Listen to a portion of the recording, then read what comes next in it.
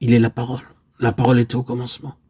Et cette désignation signifie simplement que Dieu s'est fait connaître à nous sous la forme d'une personne, et non pas dans un livre. Dieu n'a pas écrit avant tout un livre, bien que nous ayons la Bible. Dieu a écrit une personne. Dans l'une de ces petites brochures, le docteur Simpson donne cette illustration, ou bien illustre la chose de cette manière. Il dit avoir vu, à une certaine occasion, la Constitution des États-Unis écrite. Elle était écrite sur un parchemin. Il en était tout proche et pouvait lire tous les détails de la Constitution des États-Unis.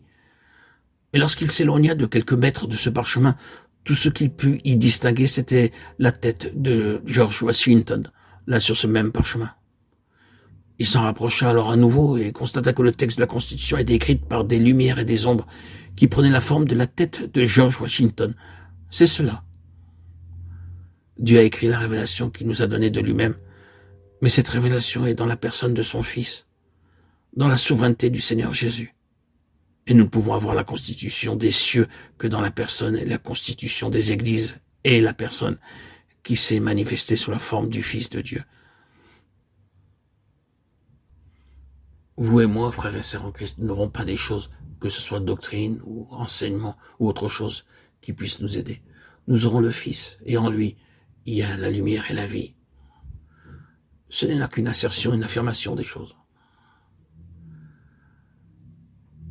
J'ai la confiance que nous saisirons du fait établi et que nous irons au Seigneur à cet égard.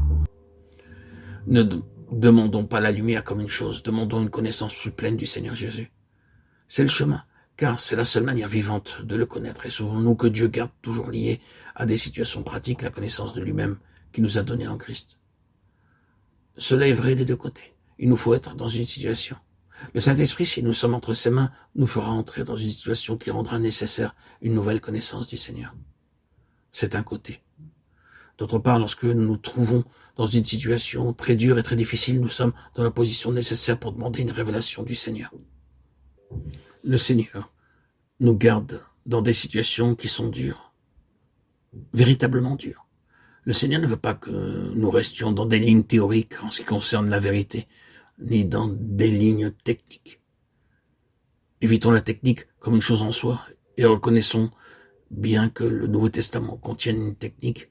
Nous ne pouvons pas simplement en extraire la technique sans l'appliquer. Il nous faut entrer dans des situations pareilles à celles du Nouveau Testament pour avoir une révélation du Christ qui réponde à cette situation. C'est pourquoi la voix du Saint-Esprit à notre égard consistera à nous conduire dans des conditions et des situations et des besoins vivants et actuels dans lesquels seule une connaissance nouvelle du Seigneur Jésus pourra être notre délivrance, notre salut, notre vie.